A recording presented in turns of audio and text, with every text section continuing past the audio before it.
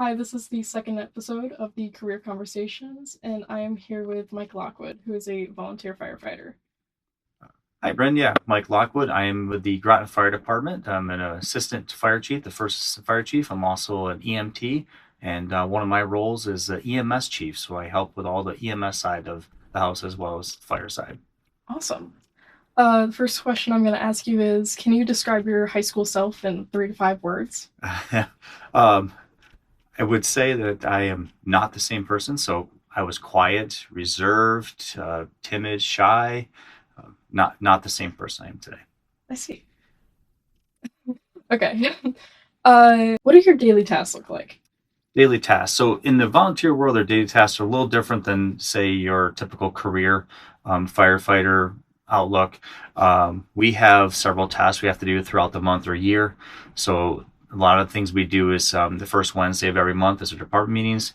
At those meetings, we hold our truck checks. So we go through all of our fire apparatuses and we make sure that all the equipment is in its assigned locations, check for any wear and tear on anything, from tools to our air packs that we wear to radio checks to lights and sirens.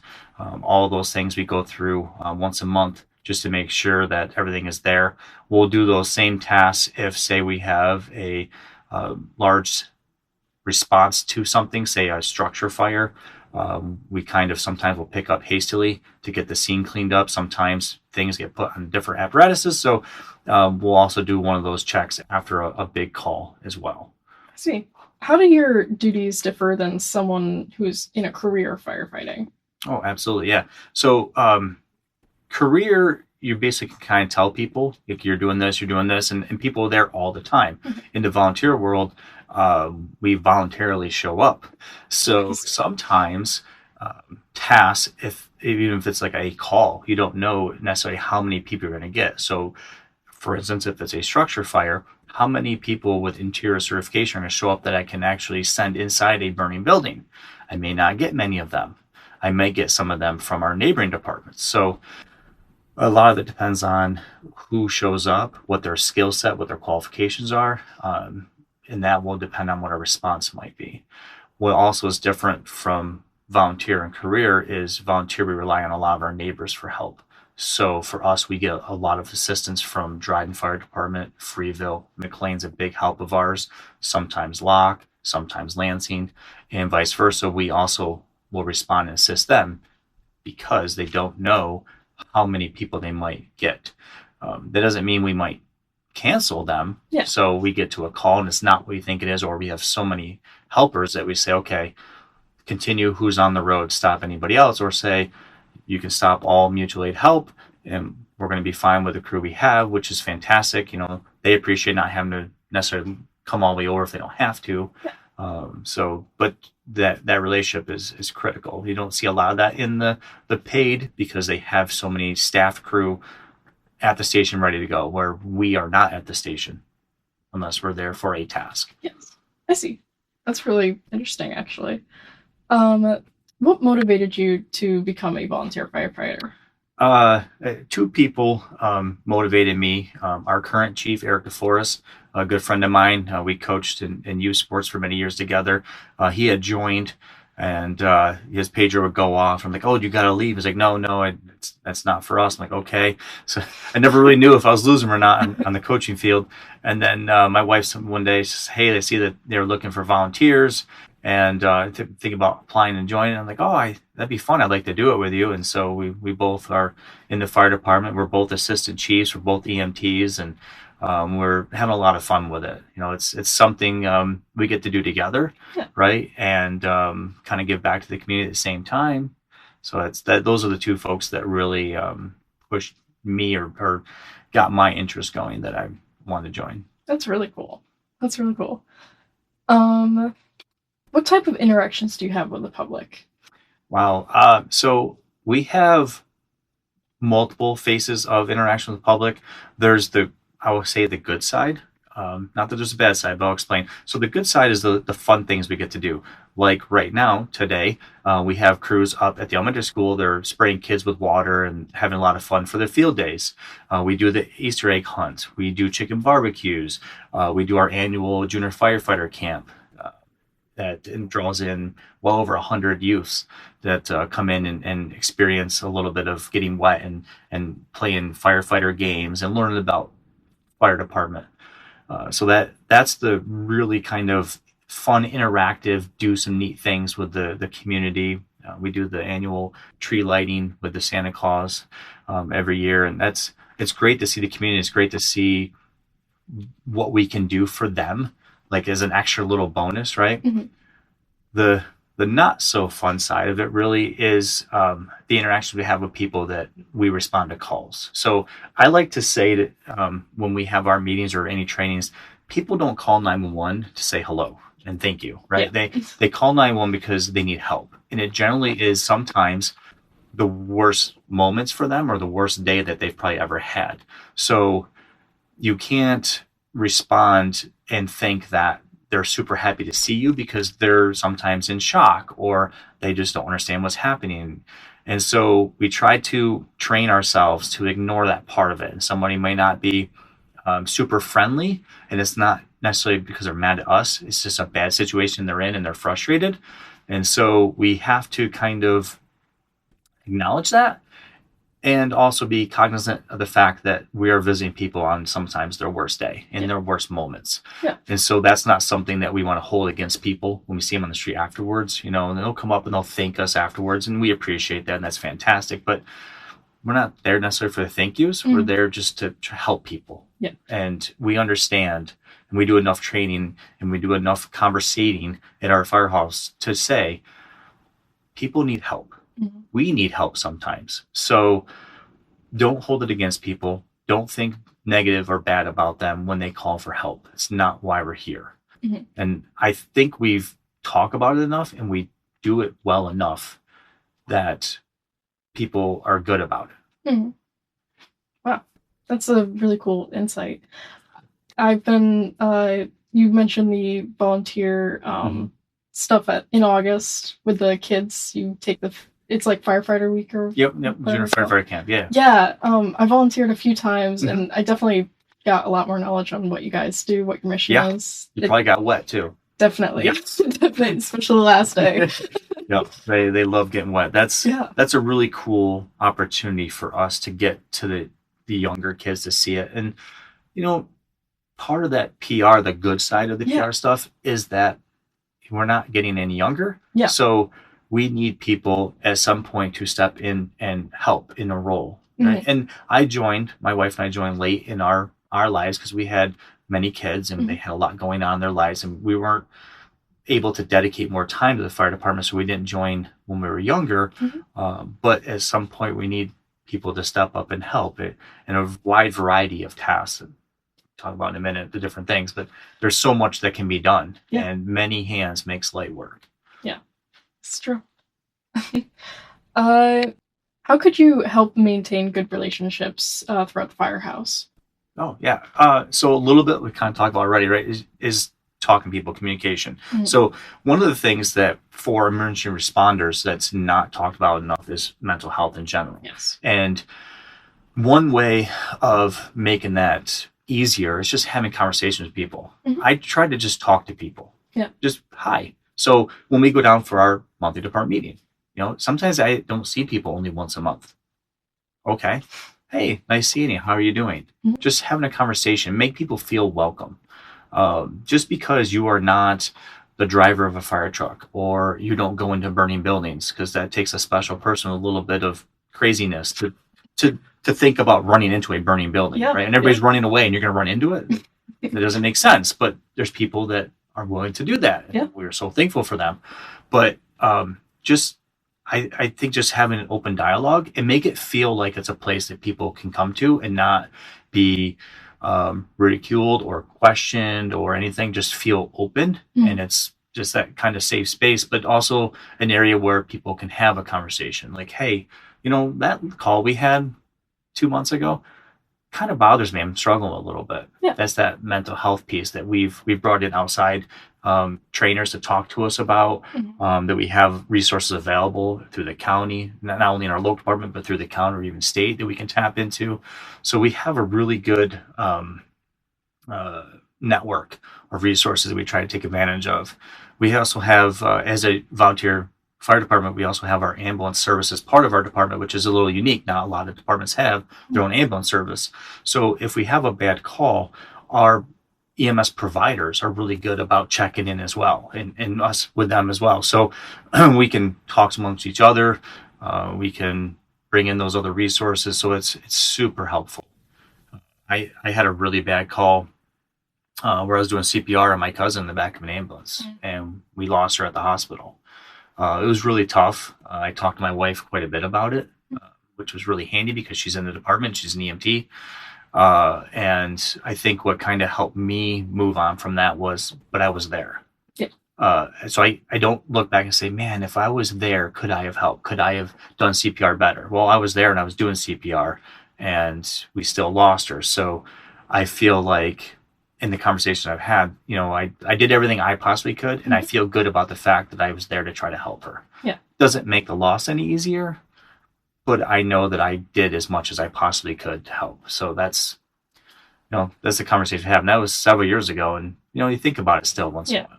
Of course. It's a very mentally taxing role. It can be. It depends on what role you take in the department. Absolutely. Sure. Yeah.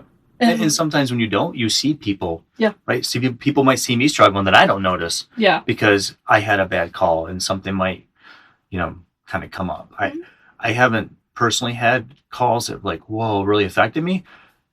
But I think I might someday. Yeah. Right? Of course. I haven't had many calls that deal with kids, but I think that one would be a tough one. Yeah. For me. Mm-hmm. Just being a father and having children and grandchildren. Yeah. Yeah. It's the things you don't think about until you're actually in it. Yeah. And they could hit anybody at any point. Yeah, exactly. If I wanted to become a volunteer firefighter, what classes, certifications would I have to complete?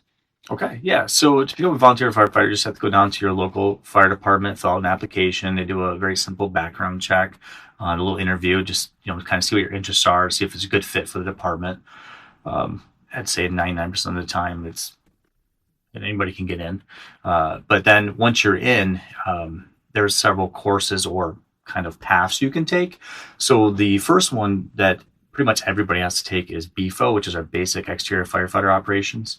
All of our courses you take through New York State certified fire instructors. New York State pays for the courses. You just have to give up your time to go and take the classes and take the test to get certified.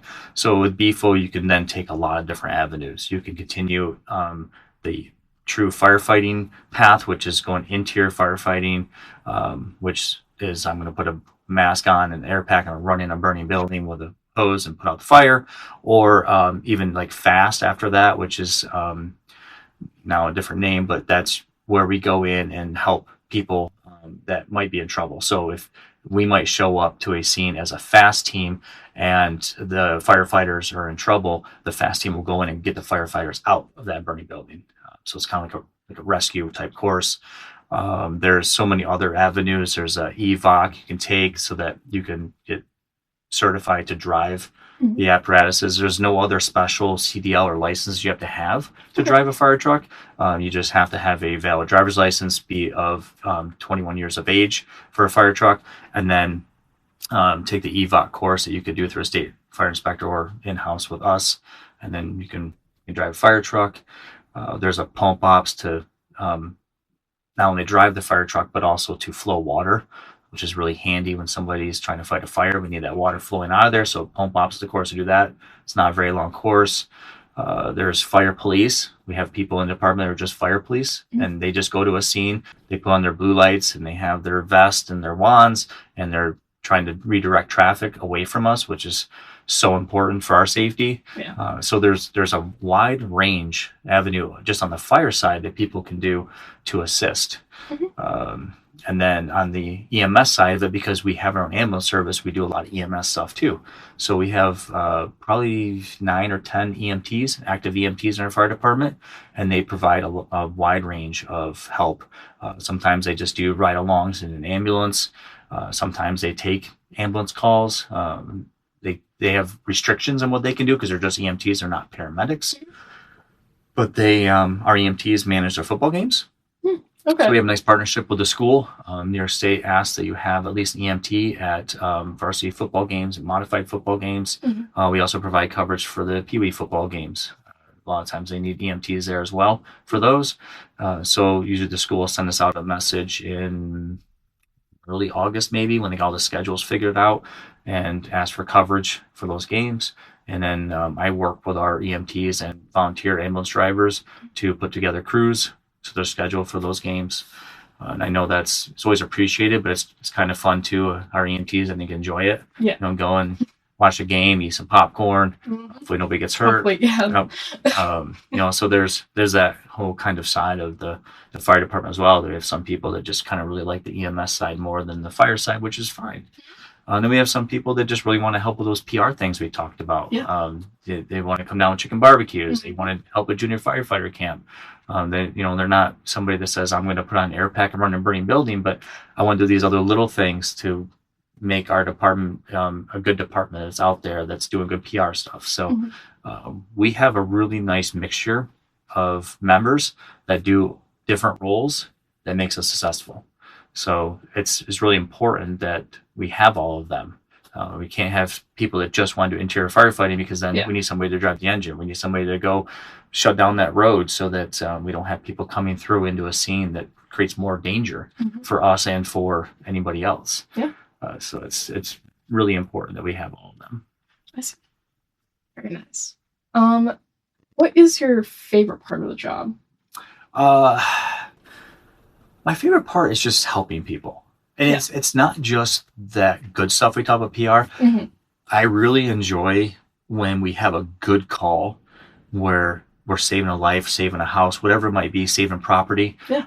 We had a really bad car accident. It was a 1-car, 2-passenger car accident. I was first on scene with our deputy chief. Did a real quick patient assessment. I said, man, we're going to need 2 ambulances for this right away. So I relayed that message to our deputy chief, who was kind of just running command, which was fantastic. While I was down in the ditch working with patients, had other members show up, and I just kind of split crews. We got our second ambulance to come. I said, okay, this crew, you're working here with this patient. That crew, you work on getting that door open.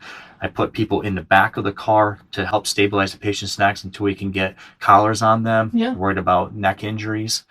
And then, it felt like maybe an eternity, but it was only like 15, 20 minutes. And all of a sudden we had crews there, and we had patients extricated out of the car. They were stabilized in the ambulances and then rushed to the hospital in Syracuse, which is our closest trauma center. And then I didn't ride in the ambulance, but when I got in the ambulance and saw them all leave, you kind of look around, you're like, wow, we have a lot of people here. Ambulances are gone. We're picked up. Everybody's doing their thing. They're picking up tools, they're getting stuff, and they're leaving the scene. And that was a great call. Yeah. Not so great for the patients, of course, but the things we train on, the things we work so hard on, to see it kind of, work so well, and to know that their lives, as far as I know, were saved, right? And that we did good things for them. That's, to me, like, I really enjoy that we did so many good things in bad moments. Yeah. I really love the PR stuff, but we train so hard. And the reason why we're here is an emergency response department. Yeah. And when we respond and we do a good job, it makes me feel really good. That's good. And the same token goes for fires, right? Yeah. We've had fires. We show up and we have a really quick hit, whether it's just a short hand line or a fire extinguisher or a water cannon. You're going to just put a little bit of water on fire, start knocking it down.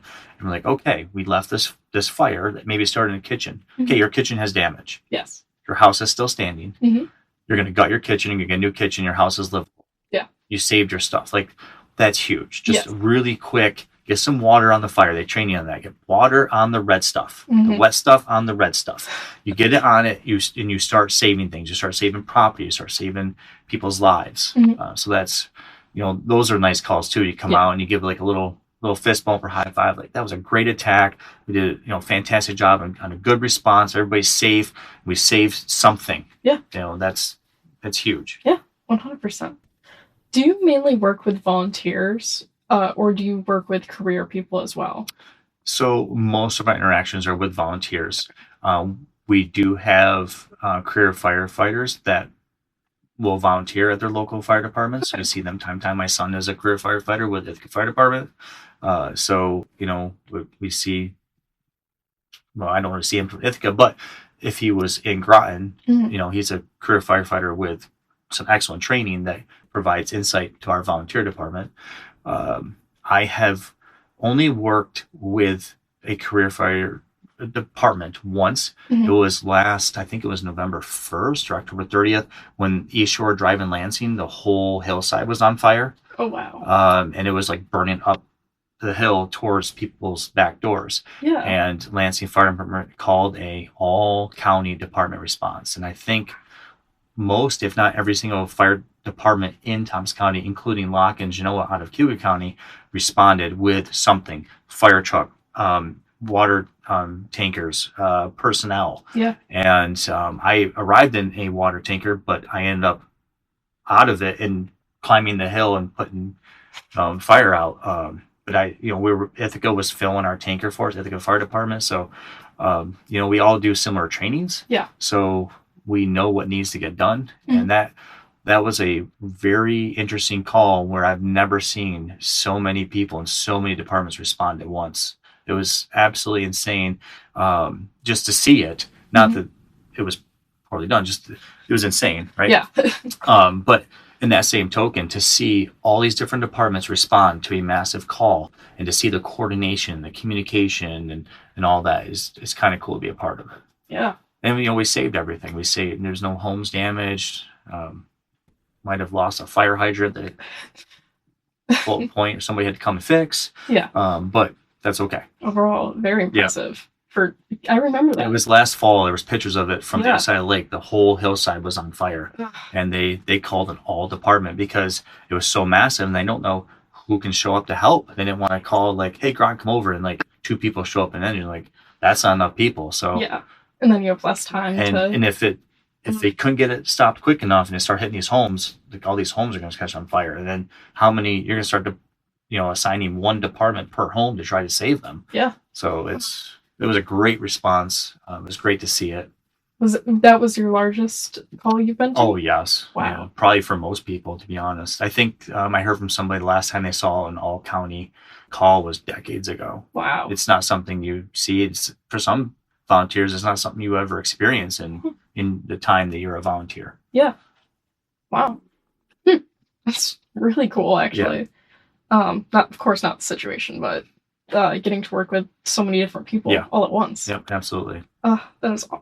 Yeah, and the unsung heroes a little bit in this whole thing is a 911 center. Yes. A lot of our communication goes through them. Yeah. Right. So you call 911, you're not calling the fire department or ambulance, you're calling 911 center. So they don't see what you see. They don't really know what you know. Yeah. They're going by what you say, and they're trying to relay this information. And then, if I'm running a fire scene, I'm telling them what I need. Here's a resource I need. What do I have so far? So they have many hats they're wearing there. They're trying to keep track of all my resources coming in, what I've requested. Did they get that message out to get what I requested in?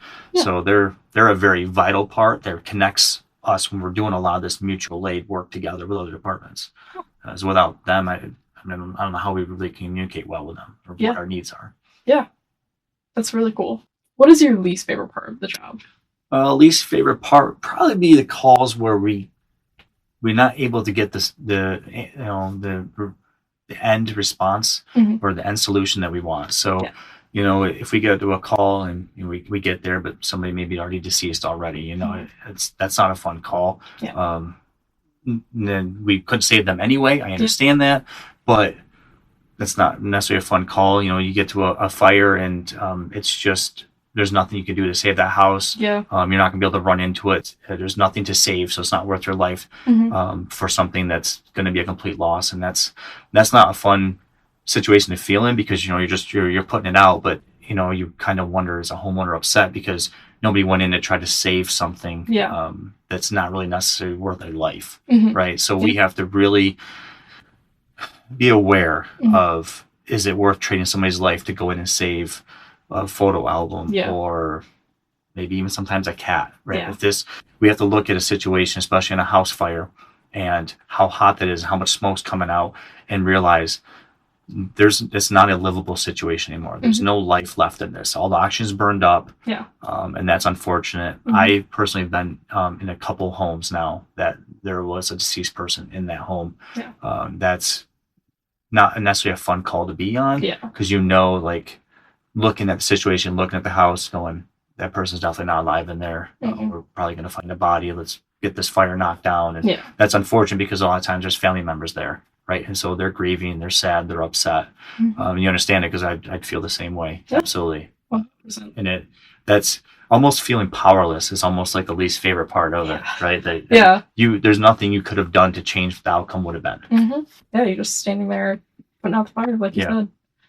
Yeah, that has to be. I'm glad they offer services, like you were saying, to cope with that situation. Yeah, we do a lot of call reviews too. If it's a bad call, we'll bring people in, or we'll and then in conjunction, we may even talk about it at the next department meeting for everybody to say, so we had this call. Here's a situation, look out for each other. If you see somebody struggling a little bit, talk to them, come to any chief, come to somebody. Yes. If you're not comfortable talking to me, I'll find you a resource. Yes. Find somebody to talk to. Yeah. And sometimes, being volunteers, sometimes people just get a little burned out and they need a break. Yeah. And I'm like, you know what? Next couple months, I just need a break. Understandable, right? Yeah. Like, you're a volunteer. I can't make you do something. Exactly. You come here because you want to, because you're able to. And if you're not able to, they don't really want you there until you're able to. Exactly. So fix you, get you right, and then come back and help if that's what you want to do. Awesome. That's good. What would you say to someone who wanted to become a firefighter or a volunteer firefighter? I say, go for it. If that's, something you would think you might enjoy doing, it's not going to cost you really anything but time. So if it's something you want to try and you like it and you want to continue it, fantastic. If you try it and say, it's not really for me, you're not really out anything financially. Yeah. So you can say to yourself, you know what, I tried it, wasn't really something I wanted to do. You can walk away from that. But every fire department needs volunteers. Always will need volunteers. After I'm long and retired and gone, I imagine we're still going to have a fire department. We're still going to need volunteers. So, if that's something anybody has an interest in, stop in your department and just ask some questions. It doesn't mean you have to be a full-fledged, I'm responding to every single call and I'm running in every burning building. It could be, when I'm available, I'll go and I'll stand there and flag and shut down roads so that people can be safe with the work at the scene. Or maybe I just want to drive an ambulance. We have volunteer ambulance drivers that drive ambulance weeknights and weekends, sometimes during the weekday. If you're available and you want to just drive an ambulance, we have some people like just doing that. Fantastic. Awesome. How do your hours work? Do you sign up for a specific amount of time? Only for our volunteer drivers. Yeah. So they sign up for shifts. Oh, I see. But for everybody else, kind of first come, first serve, right? So if we get a fire call and a bunch of people respond to the fire station, and for instance, a structure fire, we want people interior certified in first because it's really important to have them. Yeah. So not that this ever really happens, but could occasionally. Yeah. We get people show up and they're not interior certified, but then 3 more people come in the door, they're interior certified. Like, we need them on the engine. You can take the next engine, or you can get in our brush truck and drive over, or drive your personal vehicle to it if it's a fire in district, and we allow that. But it's really important for, depending on what the call is, for certain credentials or certifications to get in there and respond. Yeah. Other than that,